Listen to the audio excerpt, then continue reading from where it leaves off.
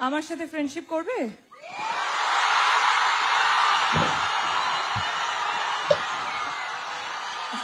কেন?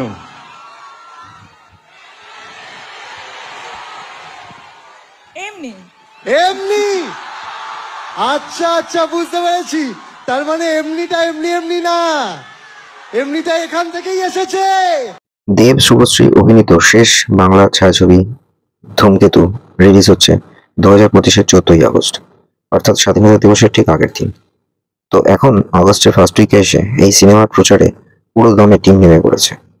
দেব খুব ভালো মতোই জানে যে সোশ্যাল মিডিয়া আজকের দিনে একটা বড় অস্ত্র, এবং খাদান সিনেমার সময় যেভাবে সোশ্যাল মিডিয়া এবং প্যারালারি সমস্ত জায়গায় প্রমোশন করতো, তাই দেব ভালো মতোই জানে একটা বইয়ের প্রমোশন কতখানি ইম্প্যাক্ট হবে বিজনেসের ক্ষেত্রে। দেবের থেকে বড় বিজনেসম্যান, বড় প্রডিউসার এই মুহূর্তে পশ্চিমবঙ্গে নেই, টলিউডের মধ্যে।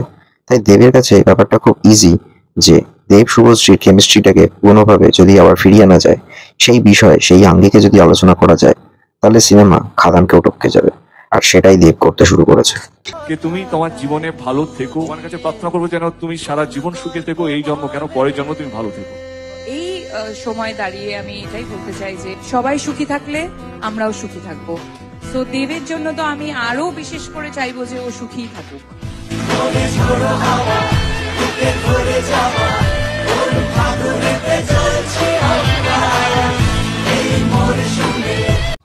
10 বছর 2009-এর রাজ চক্রবর্তী পরিচালিত চ্যালেঞ্জ সিনেমা দিয়ে প্রথম জার্নি শুরু হয় দেব আর শুভশ্রী। তারপর আস্তে আস্তে আরো 4টে সিনেমা করেছিল, এবং খোকা 420-এর পর তাদের আর দেখা যায়নি। সেই দেব শুভশ্রীর প্রতি বাঙালি ইউথ জেনারেশনে একটা নস্টালজিয়া থেকেই গেছে। দেব শুভশ্রী জুটি, দেব শুভশ্রী কেমিস্ট্রি, যেটা সবাই দেখতে পছন্দ করত। দেব শুভশ্রীর মধ্যে ব্রেকআপ হয়ে যাওয়া, সম্পর্কের বিচ্ছেদ, এগুলো সবটাই চলতে থাকে। রক্ষিণীর আশা, শুভশ্রী রাজ চক্রবর্তীকে বিয়ে করে না, সবারই জানা সবটা।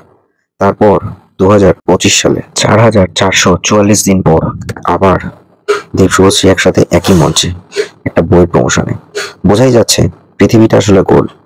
বিচ্ছেদ বা একই শহরে থেকে মুখ দেখা না থাকলেও তাদেরকে কাজের সূত্রেই হোক বা যেভাবেই হোক পুনরায় এক সূত্রে যে বাঁধে, সেটা আরেকবার প্রমাণিত। কি কথা বলবো, তো দেখা হলো, কি কথা বললে প্রথমে? হ্যাঁ, শুভশ্রীকে আমি ওর ইন্টারভিউগুলো দেখছিলাম, তো আমরা আলাদা আলাদা ইন্টারভিউগুলো দিয়েছিলাম। তো আমি ইন্টারভিউগুলো দেখে মনে হলো কি এত গম্ভীর হয়ে যাচ্ছে কেন, যখনই দেব নাম আসছে, ধূমকেতু নাম আসছে। ওকে দেখা হয়ে একটাই কথা বললাম, একটু হেসো, মানে খারাপ কথাগুলো শুনতে ভালো লাগবে। আমি জাস্ট হাসিটা মিস করলাম, বাকি তুমি কি বলেছো আমার কোনো ইয়ে নেই, বাট একটু হেসে কথা বললেও খারাপ কথাগুলো শুনতে ভালো লাগবে। তাই তো বলেছি। তুমি কি বলেছো? ক্যান আই জয়েন, মানে এই আনসারটাতে আমি জয়েন করতে পারি? হ্যাঁ হ্যাঁ। সো এটা সবাই বলবে শুভশ্রী মানে তার সাথে, শুভশ্রী মানে তার সাথে আমি সব শুভশ্রী সময় তার সাথে কি হাসি বললো। আমি ভালো অন্য কোনো ছেলের নাম যুক্ত করছে কি। আরে না না, কেটে গেছে আমার यार। হ্যাঁ, সো আরে 10 শুভশ্রী বছর এখন দেব পাল্টাইনি। হ্যাঁ বলো, কিছু বলছিলে তুমি। এই সিনেমার যিনি প্রযোজক রানা সরকার বলেছেন যে আবার দেব শুভশ্রী সিনেমা আমরা করব।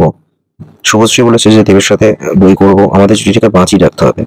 কমার্শিয়ালি তারা হয়তো বুঝতে পেরেছে যে তাদের জুটি সবার কাছে একটা অ্যাকসেপ্টেবল। হয়তো এই মুহূর্তে আগে 10 বছর আগে করা সিনেমাকে রিলিজ করা, প্রমোশনের জন্য যা যা বলা সেগুলো চলছে।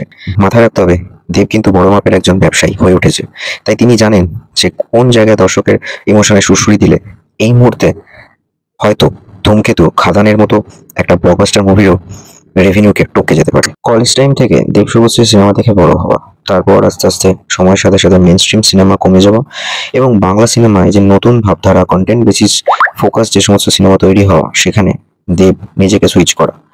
বর্তমান সময়ে দেব এখনো বছরে 2-3টে সিনেমা করে যাচ্ছে, নিজের সেই সুপারস্টার তকমাটা ধরে রাখতে পেরেছে। সকলটা জিতের সাথে দেবের যে টক্কর, সেটাও আজ প্রায় নেই। একমাত্র দেবী ইন্ডাস্ট্রিকে টানছে, মেন সিনেমাতে, কমার্শিয়ালি হোক বা আরবানাইজড হোক, সব দিক থেকে। আজকে দেব সাংসদও, তাই অভিনেতা বা প্রযোজক দেবকে বলবো, বইয়ের প্রমোশন যেমন পার্ট অফ এ বিজনেস, সেরকম ভাবেই কলার ভেলাই করে দেহকে নিয়ে যাওয়া হচ্ছে শ্মশানে, এই চিত্র দেখা যায় না। তাই সাংসদ হিসেবে কিছু একটা করুন, যাতে মানুষ আনন্দভাবে আপনার সিনেমাটাও দেখতে পারে। Stay tune on Bong stories.